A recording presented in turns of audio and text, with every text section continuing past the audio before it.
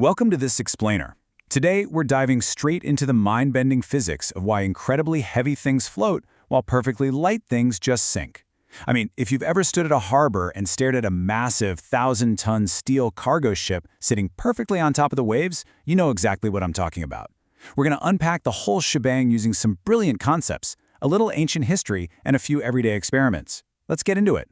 Section 1. The Great Flotation Mystery. So, let's look at this mystery. Picture a tiny, practically weightless iron nail. You drop it in a glass of water and boom, it shoots straight to the bottom. But then, you have a colossal, towering giant of a steel ship weighing thousands of tons, carrying huge amounts of cargo across the ocean without breaking a sweat. So what's the deal? Does water just have a personal grudge against tiny nails? Well, obviously not. To figure out what's really happening here, we need to uncover a couple of fundamental laws of physics. Section 2. Density. Tightly packed matter. To crack this case, our very first clue is a foundational concept you've probably heard of, which is density. Essentially, density tells us exactly how tightly matter is packed into a given space. The formula is actually super simple. Density equals mass divided by volume. So it's not just about how heavy something is or how much physical space it takes up. It's the direct relationship between the two. Think of it as how much stuff is crammed into a very specific, defined amount of space. Let's use an analogy we can all easily relate to.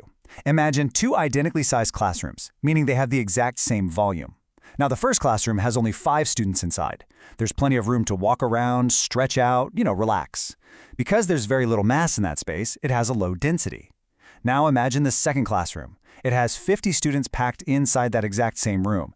It's shoulder to shoulder in there. It has way more mass crammed into the same area, which means a much higher density. So really, density is just about how crowded the atoms are inside an object. And you can actually see this in action. If you take a tall glass and carefully layer 3 different liquids into it, something highly revealing happens. Step 1, you pour in some honey. Step 2, carefully add water. And step 3, top it off with some cooking oil. Instead of mixing together into some gross, cloudy mess, they stack. They create a perfect, distinct layer cake based entirely on their different densities. The honey, which is packed the tightest with matter, sinks right to the bottom. The water has a medium density, so it floats securely on the honey. And the oil, being the least dense of the 3, it floats right up on top.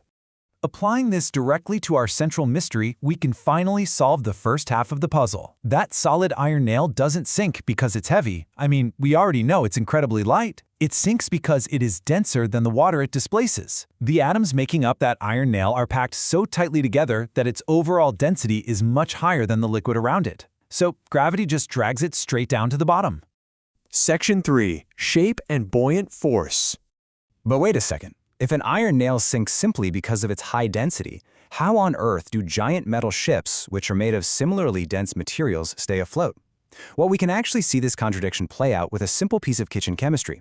If you take a sheet of aluminum foil, crumple it up into a tight, dense little ball, and drop it in wire, it sinks. But if you take that exact same amount of foil, literally the exact same mass, and fold it into the shape of a tiny boat, it suddenly floats. The material hasn't changed. The mass hasn't changed. The only thing that changed is the shape. Changing the shape takes massive advantage of something called buoyant force. Buoyant force is the physical upward push that water exerts on anything placed inside it. You see, when you immerse an object in water, gravity is pulling that object down. But at the exact same time, the water is actually fighting back, pushing upwards against it. This invisible upward push is the ultimate secret to floating, and changing an object's shape completely changes how it interacts with that push. Section 4. Archimedes' famous Eureka moment. To truly measure this upward push, and to understand exactly how strong it really is, we have to travel back in time to an ancient Greek bath. As the legendary story goes, the brilliant mathematician Archimedes was trying to solve a super complex problem regarding volume.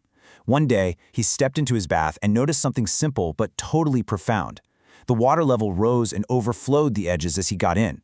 This sparked a realization so sudden and so revolutionary that he reportedly leaped right out of the tub and ran completely naked through the streets shouting "Eureka," which means "I have found it." And what he found is now famously known as Archimedes' principle. He realized that the displaced water, the water physically pushed out of the way by his body, creates an upward force. And here is the kicker. That upward force is exactly equal to the weight of the fluid that was displaced. Think about that for a second. If an object pushes away exactly 10 pounds of water, the water pushes back up on the object with exactly 10 pounds of force. It is a literal perfect balancing act. Section 5. Why massive ships float. All right, armed with density, buoyant force, and Archimedes' principle, let's solve our mystery once and for all. Why does that giant steel ship float? First, unlike that solid iron nail, a ship's hull is hollow and contains vast amounts of air.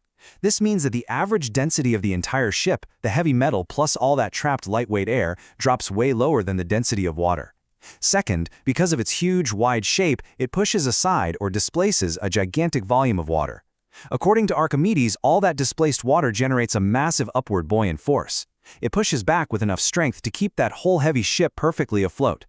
And the coolest part is that these exact same principles aren't just for ships, they govern the whole world around us. Submarines use tanks to take in water to increase their density so they can dive, and then release that water to decrease density to rise back up. Life jackets work by adding volume without adding much mass, which lowers your overall density so you float effortlessly. Even hot air balloons work on buoyancy, just in the air instead of water. Oh, and if you've ever floated in seawater, you know it's easier, right? That's because the salt makes the water denser, physically increasing the buoyant force pushing up on you. Section 6. Test your physics knowledge. Okay, it's time to put your new understanding to the test. Think about density and shape for a second.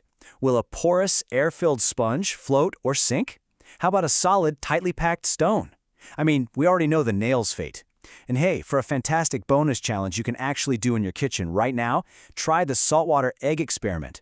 Drop an egg in a glass of regular water, then slowly stir in salt to increase the water's density.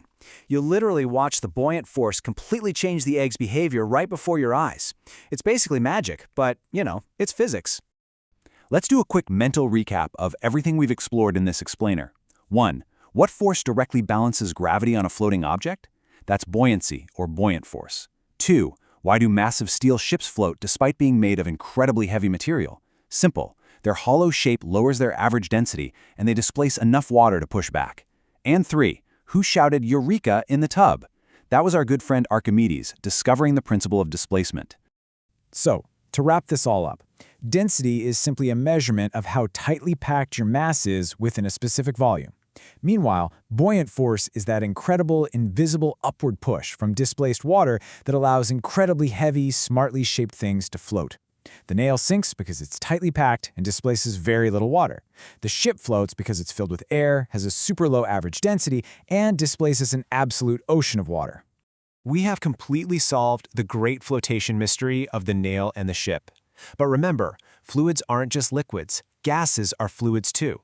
So if buoyant force pushes up on absolutely everything that displaces a fluid, how much buoyant force is the Earth's atmosphere exerting on you right now? It's something to think about. Stay curious, keep exploring, and thanks for joining me in this explainer.